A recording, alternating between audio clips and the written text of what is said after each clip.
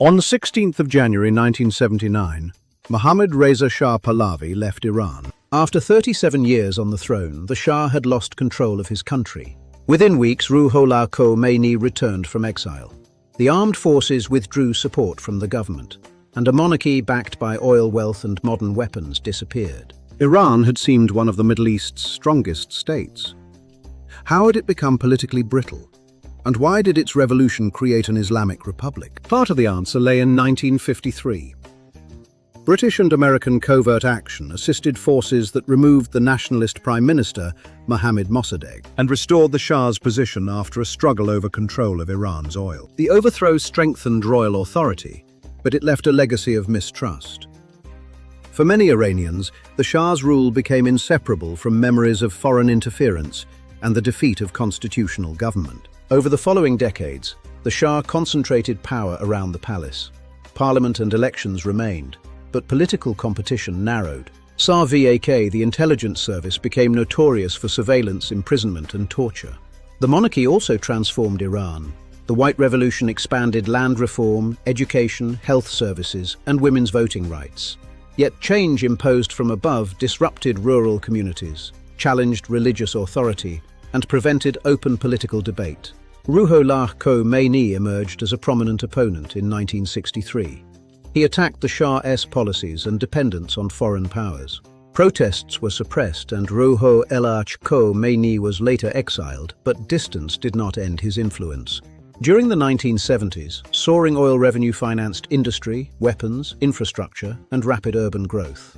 It also brought inflation, shortages, corruption, migration, and rising expectations that the political system could not satisfy.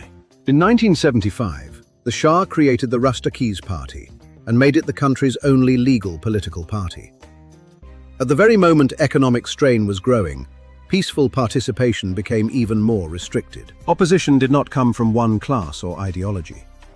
Clerics, bazaar merchants, students, professionals, workers, secular nationalists, leftist groups, women, and ordinary families carried different grievances and imagined different futures. Religious networks linked them. In January 1978, a government-controlled newspaper published an insulting article about Ruhollah Khomeini.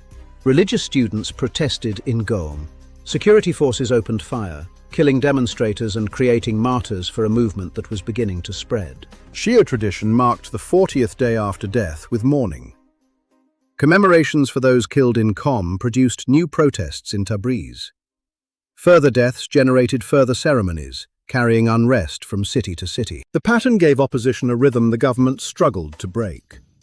Mosques, bazaars, cassette recordings, and personal networks connected local anger to a national movement without requiring one centralized political party. The Shah's response shifted repeatedly.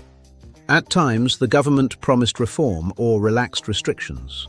At others, it arrested opponents, imposed martial law, or used force. Each reversal suggested either weakness or insincerity. In August, hundreds died when Cinema Rex in Abadan was set on fire. Responsibility was fiercely disputed, but many Iranians blamed the regime. The tragedy deepened public anger and suspicion.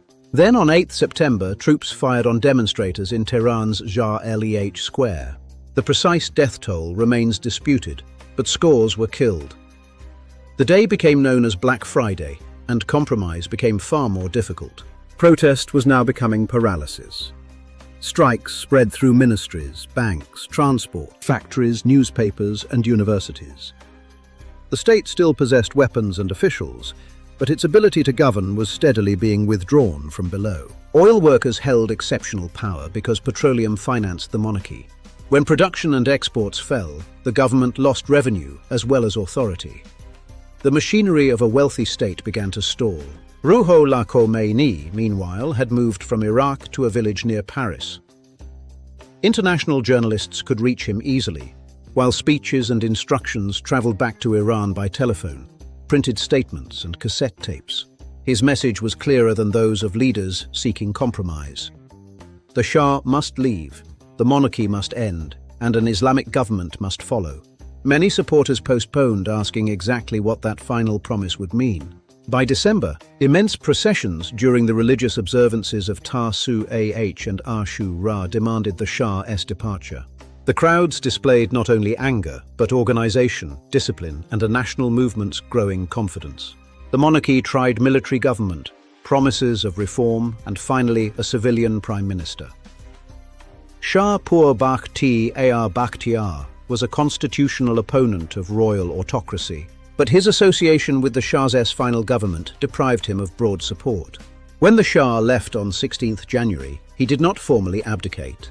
Bakhtiar remained in office and attempted to preserve a constitutional state, but the monarchy's central figure and the command structure built around him were gone. Ruhollah Khomeini returned on 1st February to an extraordinary public welcome. He rejected Bakhtiar's authority and appointed Mehdi Bazargan to lead a provisional government, creating two rival claims to political legitimacy. Neither claim could survive without control of the armed forces and the streets. Revolutionary committees expanded, weapons circulated, military units divided, and clashes intensified around bases and government buildings. On 11th February, Iran's senior military commanders declared neutrality. Without reliable armed support, Bakhtiar's government collapsed. The revolution had defeated the monarchy, but it had not resolved who would control the new state. Bazargan's provisional government represented a moderate religious nationalist path. Yet it shared power with Ruhollah Khomeini's Revolutionary Council, local committees, revolutionary courts, armed groups, clerical networks, and institutions forming outside normal government control. In March, voters were asked whether Iran should become an Islamic Republic.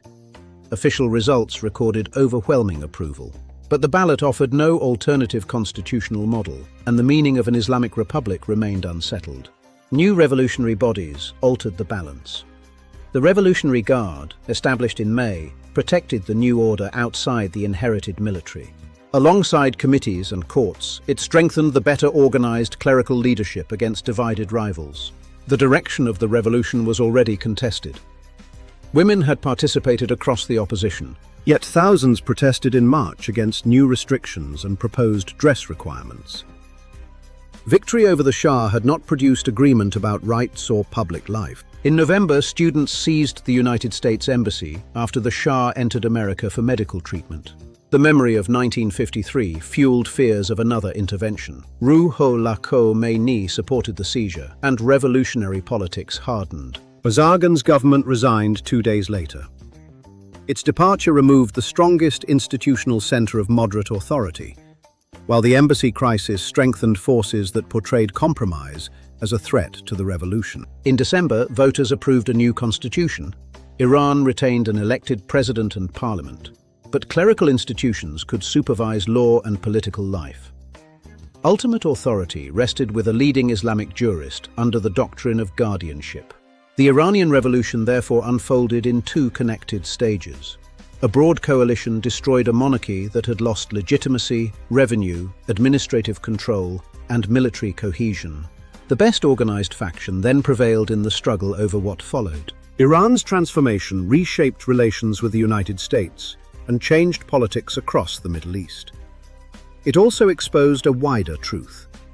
A state may appear powerful until the institutions beneath that power can no longer command consent. History does not end when a revolution succeeds. Its consequences can shape a nation for generations. For more documentaries about the revolutions, wars, and turning points that changed our world, subscribe to Fault Lines of History.